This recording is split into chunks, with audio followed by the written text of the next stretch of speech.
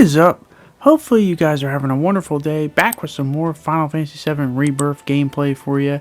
And today I'm playing a new release Final Fantasy game, trying to enjoy it, but unfortunately, just like with Final Fantasy 16 launched last year, there are so many just stupid articles just being written about this game that, couldn't have been written by an actual gamer, and hence, if it wasn't written by an actual gamer, it had to probably come from, more than likely, one of the terrible gaming quote-unquote journalists. I say that sparingly, but more than likely it had to come from what I like to call them as the anti-gamer. And the anti-gamer, once again, up to their same old BS, no surprise there. So what is it this time they're talking about? Well, they're actually praising Final Fantasy VII Rebirth, but not for the reasons you might think of. So what are they praising for? Whether maybe the story, the characterizations, interactions, the world, the battles, the minigames. They are praising the background NPCs, like the ones you see in the background of towns or something like that, for basically being either black or gay. Yeah, you can't make this shit up, but yeah, so basically when you go in a town, you have, a village or a big town, you have the background population. People are just either standing there or sitting there or walking around, going back their day.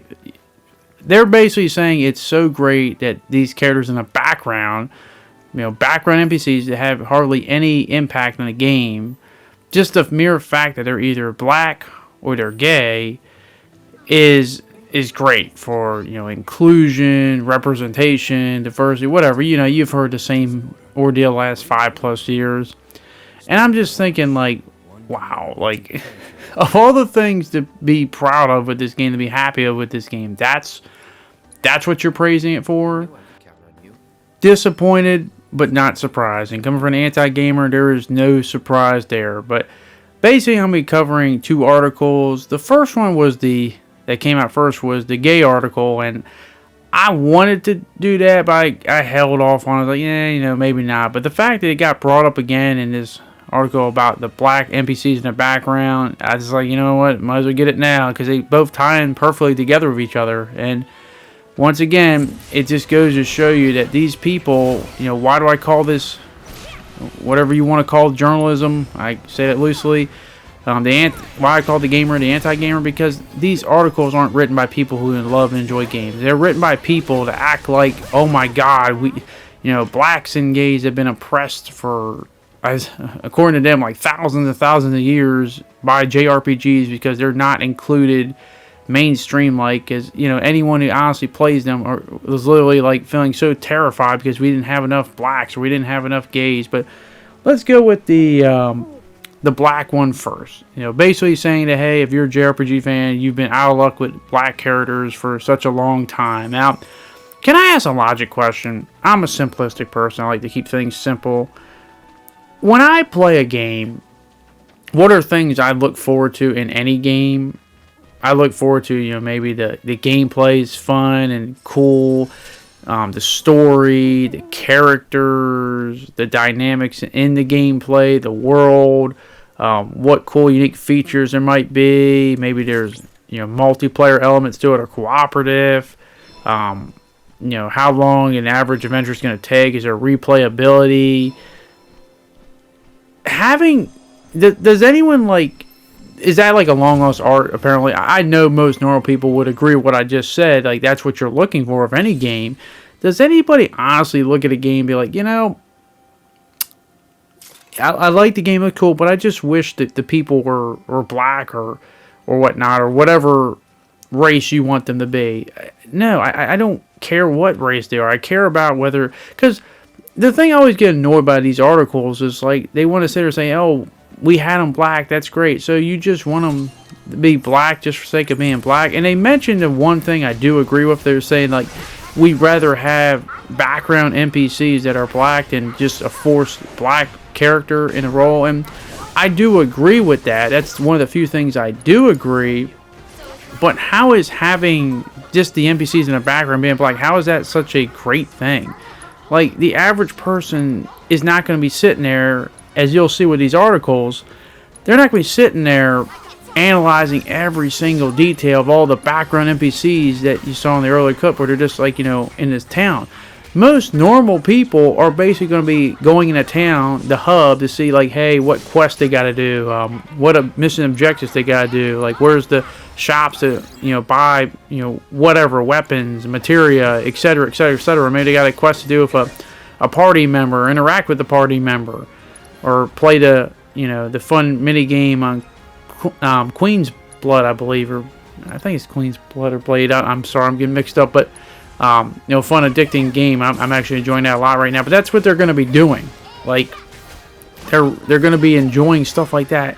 Who in the hell is sitting there looking at the background NPCs going, oh my god, these NPCs, some of them are black. This is great for representation. Like, honestly, doesn't that sound insulting?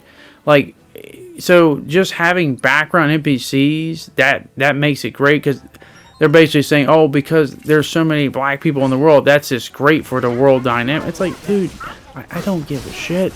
It's like the NPCs in like a Spider-Man, game. Like, when you're swinging around, there's so many NPCs. I'm not sitting there looking at every NPC. I'm basically swinging around the city trying to do whatever quest or fight whoever. I don't got time to be looking at every single NPC, looking at what they say. Like, if I hear what they say, it's probably by accident because I just happen to pass them by, but I'm not sitting there staring and over-analyzing every single person. It's kind of what makes me laugh about it. They kind of remind me of these people who, like, say you're walking down a street and you see 5 people going the opposite direction. Like, you walk past them, maybe you make a mental note of them, maybe you might see them and analyze them a little bit, but you're not going to be sitting there, like, not unless they're doing something really out of place, but they're simply just walking there. You're not going to, like, pay them too much mind.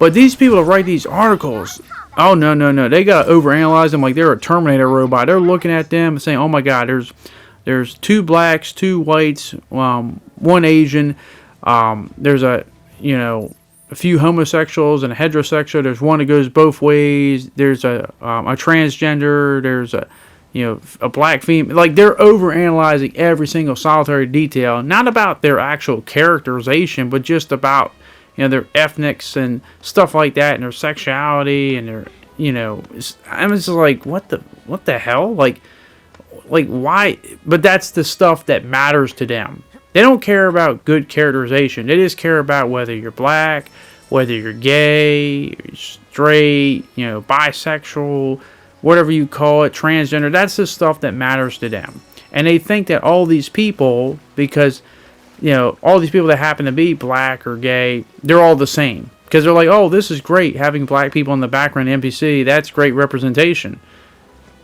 How does having characters that are black, happen to be black in the background, how is that representation for black people? I mean, did I feel represented because most of the characters in the background were white? No, I didn't give a shit, because I was just playing the damn game. I didn't care about being represented. I just wanted to play and enjoy the actual game, like what most people actually want to do. Something you guys don't seem to care about is actually playing the damn game, instead of looking at every single solitary background NPC and then claiming the hidden meaning of everything they do. Like, I swear to you, they will have you convinced that these background NPCs are the most important things of the game, more than the actual major characters themselves. They probably tell you more about these background NPCs than the actual cast of, like, Cloud, Tifa, Aerith, Barrett, and Red all together combined, because none of that shit matters to them. But yeah, so background, blacks, great. This is just how you make a more inclusive world. I don't personally care that some of the characters in the back are black. I don't care if they're white, black, Asian, Caucasian, whatever you want to make them. I don't personally care, because they're just background characters to make the world feel lively. Enough said. Why is this being praised? It's like saying a parent needs to be praised for helping their child. No parent needs to be praised for helping your child. That's what you're supposed to do. Why do I need praise for that? That's what I don't understand with these people. Why is this such a great thing to them? But it's to get those diversity, inclusion points and make them feel like, hey, we speak on behalf of all blacks and all gays and stuff like that. So it's kind of funny but sad at the same time. Another sad thing about this whole article is, if you want me to address the elephant in the room, is you may be thinking, okay, they're making such a big deal about these background NPCs being black or gay or whatever the case may be.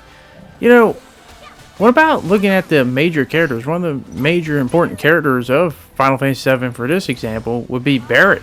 And just in case you may be wondering, Barret actually is, from the OG Final Fantasy VII, my favorite character of the game. And, you know, shocker, it wasn't because he was black. You know, I liked his character. He resonated very well with me. He was a character I could get behind and follow. But the funny part is, in the article, they mentioned Barret. They also mentioned Fran being two characters that had to be black, that were, you know, major characters from past Final Fantasies. You know, obviously Fran from Final Fantasy 12 and Barret from Final Fantasy 7. But it's like they just gloss over the fact. They mentioned, oh, it was so, you know, shocking just to have them as major characters in a JRPG, and then they just like don't even mention them hardly at all in the rest of the article. And I'm just thinking, like, you know, they're major characters. Why is this whole article giving me the impression that they're more talking about the NPCs and more like interested in the NPCs than they are in actual major developed characters? But that's the reason why they don't want to talk about Barret and Fran too much, because Barret and Fran are well-developed characters. They're characters that have characterization, character traits, a story arc in their respective stories. They don't want to talk about Barret and Fran because of their characterizations. They just want to talk about them because they just happen to be black. They're the same exact characters, but they happen to be white or something else. They wouldn't hardly mention them at all. That's what they hate, because they believe that the color of your skin or your sexual preference is basically a character trait. They want the whole character based beyond those factors, and that's the sad part about it. They don't give a crap about, you know, representation. They just want the whole character arc to be about that. That's what they honestly want. They just want you to be gay for the sake of being gay and being black for the sake of being black. They hate it when that's not the most important thing about the character. By the way, just want to make a quick mention here. How much would you like to bet in this sequence right here? These characters right here for, you know, this little side quest, characters that were in the first Final Fantasy 7 remake. How much you want to bet if these characters right here happen to be black or gay or both? They would be writing an article, the gamer themselves, right as we speak, talking about how this is a disgrace because they're implying, the game is implying that basically blacks and gays could be villainous and stuff like that. How much you want to bet they'd be doing that right now because they're just so damn fickle? I just want to point it out to you. But no, of course they all, they got to be white because, you know, hey, you know, white's the most evilest thing on the face of the earth. But, you know, getting back to my articles, the real reason why I did this whole video is because the one I wanted to tackle first was the gay article, because that was written first, talking about how the gay background NPCs are better representation than an actually fully fleshed out character who happens to be gay. I'm talking about, of course, Dion from Final Fantasy 16, basically saying that how basically him being gay is forced and not a good thing for representation for gays, and it didn't do enough, but background NPCs that just happen to be gay, that does enough.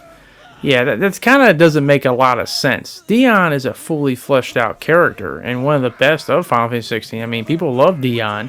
My only problem is I wish he was in the game more and actually joined the party to have that party camaraderie, something that Final Fantasy 16 severely lacked.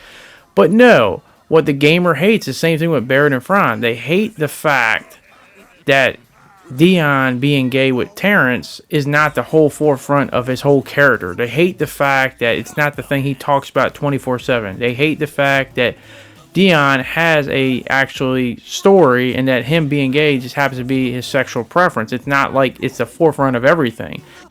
Dion has a very beautiful and tragic tale, a tale of fall from grace and then ended up getting forgiveness in the end. It's very beautiful and well told, but because they want him talking about being gay 24/7. They just want him being gay, being the forefront on his mind 24/7.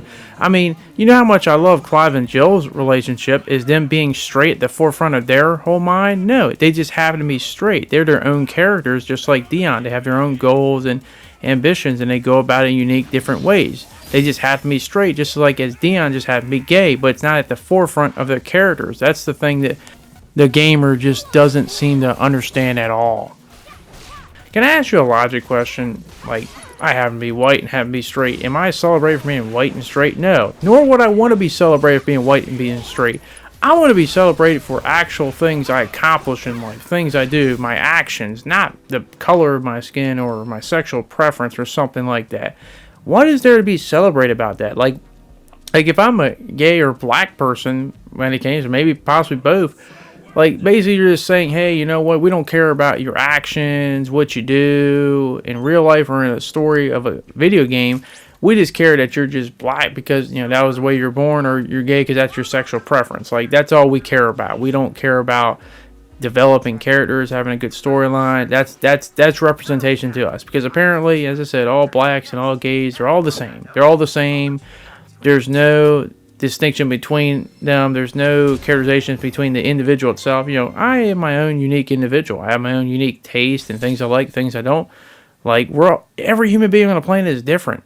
How can you just categorize people in such a simple categorization? I mean, damn, it's not that simple, but that's all they care about. The most simplest things, just being gay. Ironically enough, they say they just want, you know, something not forced, anything not forced, but they just want it there just for the sake of being there, and then claim, oh, it's great representation.